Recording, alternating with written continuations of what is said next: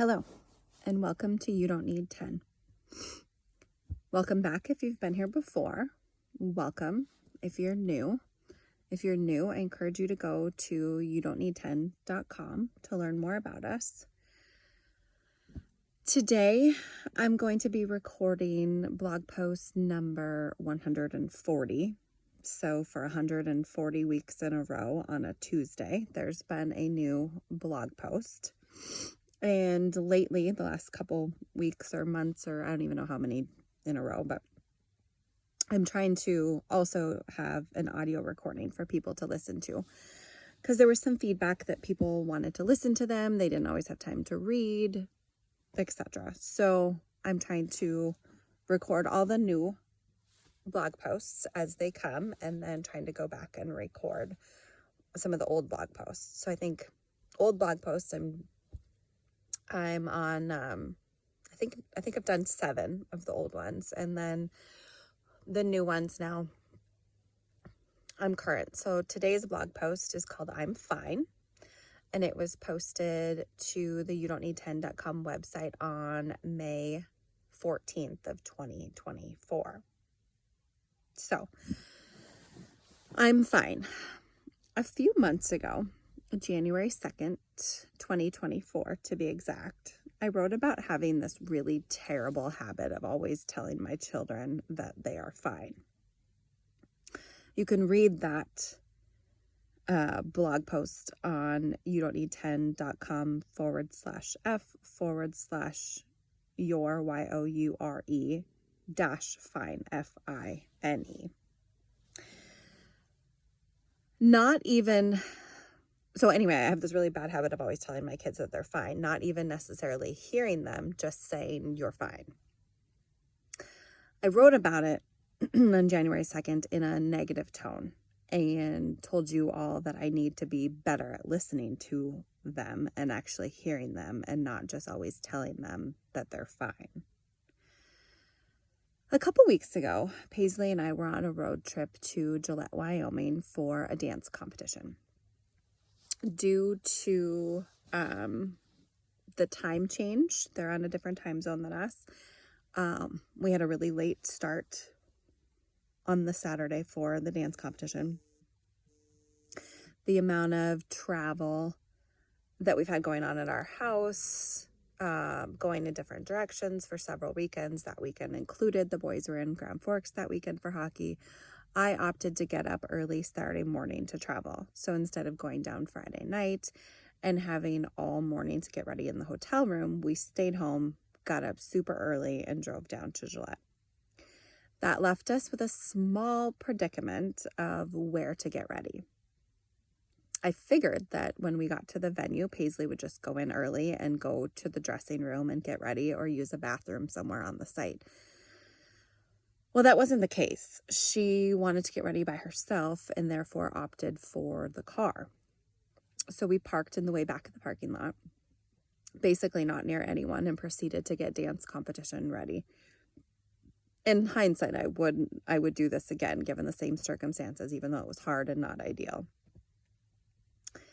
Dance is a lot, seriously a lot. She loves it, and that's all that really matters to me.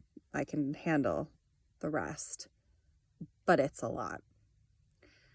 There's a full face of makeup that goes on to cover any blemish or spot, then the perfect bronzing or blush look that Paisley's going for that day, and topped off with the required eyelashes that get glued on. The hair is a whole other animal. There's a step-by-step video tutorial showing how to do the hair correctly, and Paisley has a lot of hair, and when it's left on its own, it's curly and beautiful. Dance hair, on the other hand, has to be slicked back tight and wrapped up into a low bun at the base of the head with no flyaways.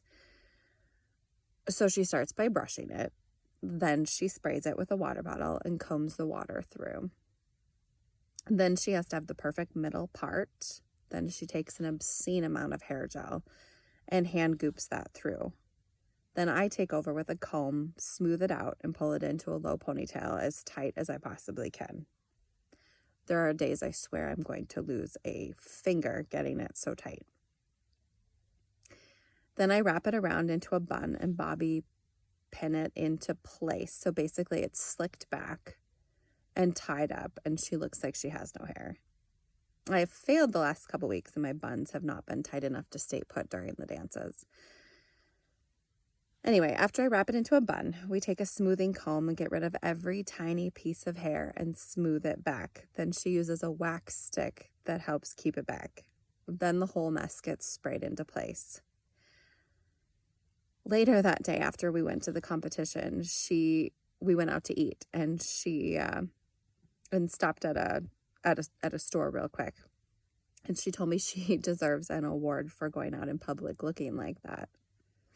So hair and makeup are a lot, and they take a while to accomplish. Gillette, Wyoming was sunny and gorgeous that day, pushing 70 degrees outside.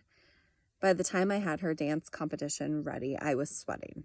For the most part, she stayed in the front passenger seat of the car, and I was inside and then outside, grabbing this and holding that.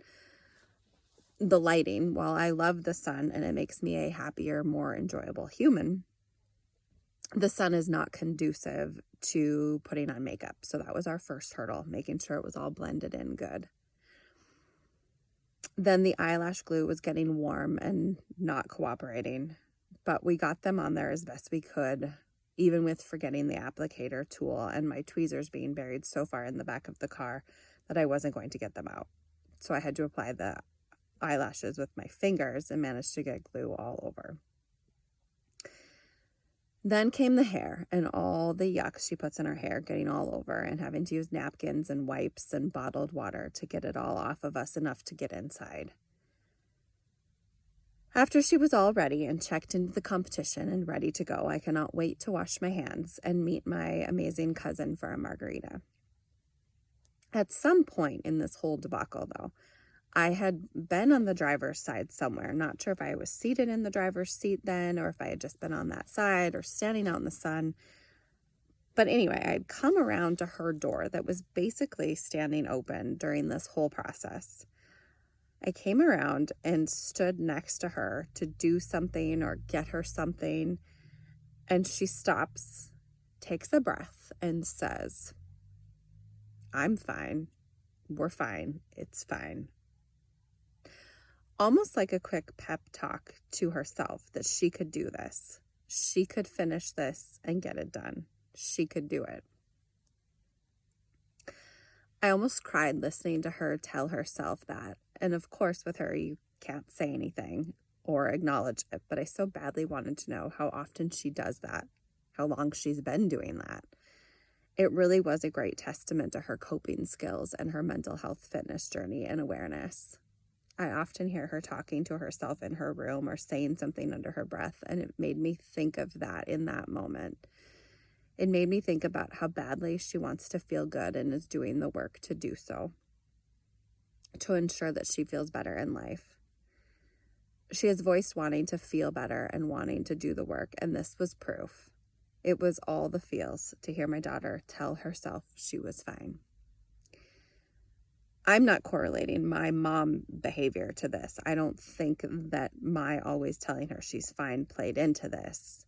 I think that it's something she created on her own to tell herself when things get hard. And I guarantee you that dance competition episode was hard. Dance competitions in general are hard, and they take a lot out of her. She has a million emotions on competition days. She's nervous, excited, anxious, worried, happy, sad. She's edgy. She's proud. She feels accomplished. All the things. My habit of always telling the kids they're fine has become a bad habit, and I still think so. That episode of her telling herself she's fine could not be more positive. I'm fine is something I could not be prouder of. So thank you for joining us today for episode number 140 that was posted on the You Don't Need 10 website on May 14th of 2024. Thank you for listening.